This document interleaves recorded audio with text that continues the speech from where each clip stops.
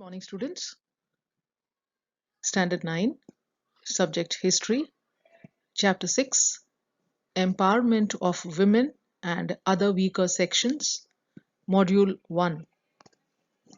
Students, you must have learned all through these years about women's contribution towards the freedom struggle. Today, in this module and in this chapter, we shall study about women and their contribution to all the other fields after India's independence.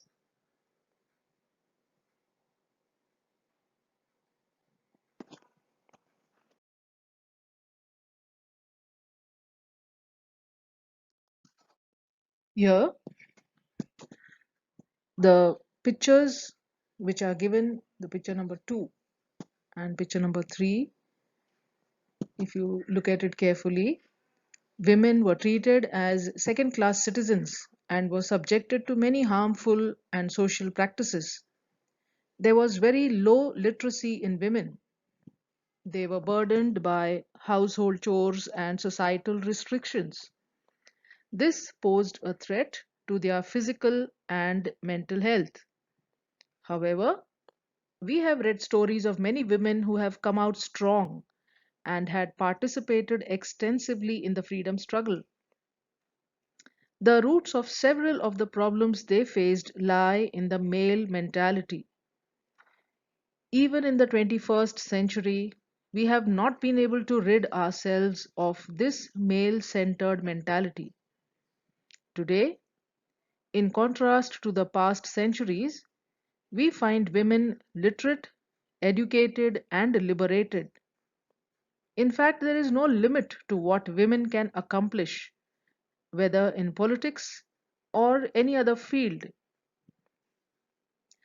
To understand this better, let us first understand the term women empowerment.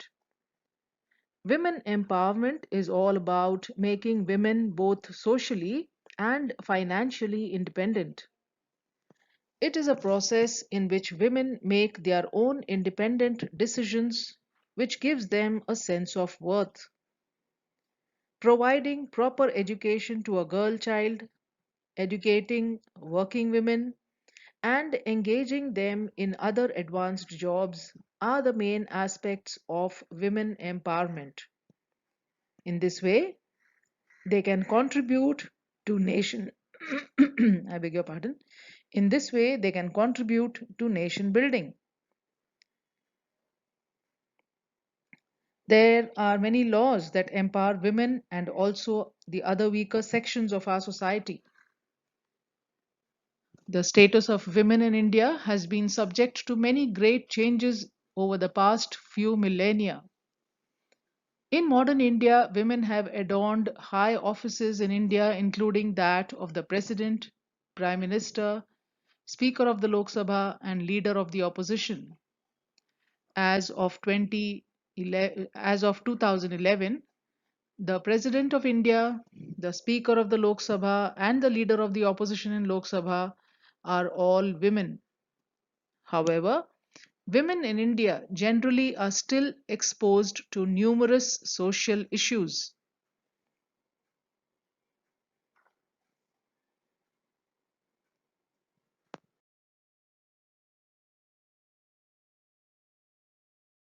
Students, would you think of giving up a part of your meal daily? Thinking of giving up a piece of land to the neediest would be unimaginable.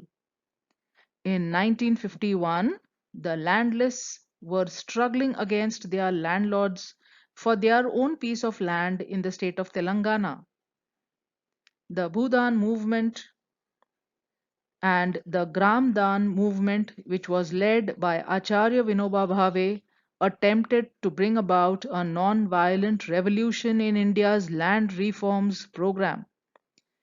These integrated movements were an attempt to implement land reforms by urging those people who owned vast areas of land to voluntarily surrender a part of their land to the landless. The Bhudan movement was started in 1951 in Pochampalli, which is a place in Telangana. Some land owning class agreed to voluntarily donate some part of their land. This led to the birth of the Bhudan movement. As their region became free from bonded labor, women also found freedom from this torment. Thus, women volunteers carried the message of Bhudan to all parts of India. The word Bhudan, if you split it into two, Bhu means Bhumi, which means land, Dan means to give something in charity. So Bhudan was basically to give away the land. The people who owned vast acres of land, they would gift away a part of their land to those who were landless. Another major movement by one great leader in 1972, under her leadership, she was a socialist leader, Dr. Mrinal Gore. Women in Mumbai participated in a demonstration which came to be known as the Latne Morcha. Latne means the rolling pin, जिसे रोटियां बेलते हैं. Commodities like oil, ghee, rava, maida would become scarce just as Diwali was near at hand. Kerosene, which was the basic fuel used for a cooking stove, too was very expensive. The united power of women was witnessed when many women stepped out of their houses with a latne to participate in this movement. Dr. Mrunal Gore was also popular as Paniwali Bai because of a similar agitation she undertook under her leadership when many areas in Mumbai suffered a shortage of water supply.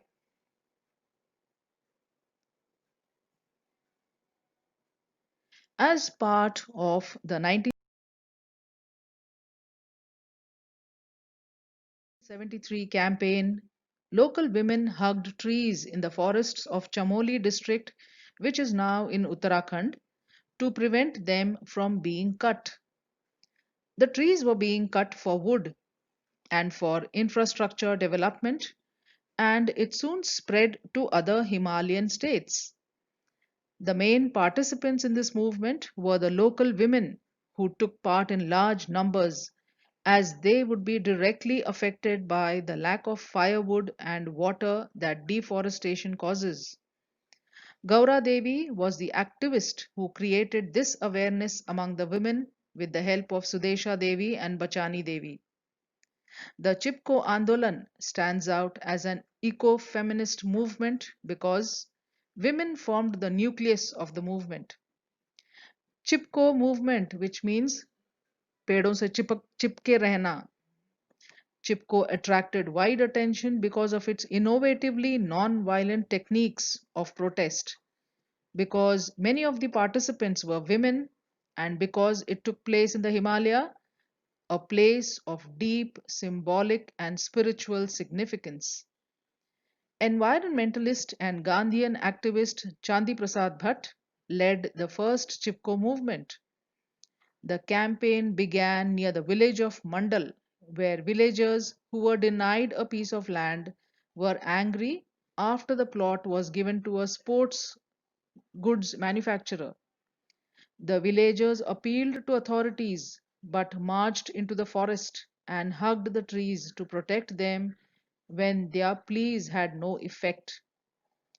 Days later, the government was forced to cancel the company's cutting of wood permit. Their efforts proved to be beneficial as the then Prime Minister Indira Gandhi banned deforestation.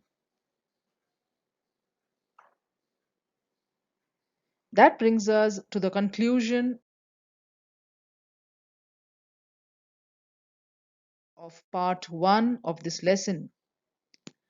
Until the next module, revise the lesson from your textbook as well as the Study Cloud videos. Also refer to the Word document for the Study Cloud links and notes. Thank you, students. Have a great day ahead.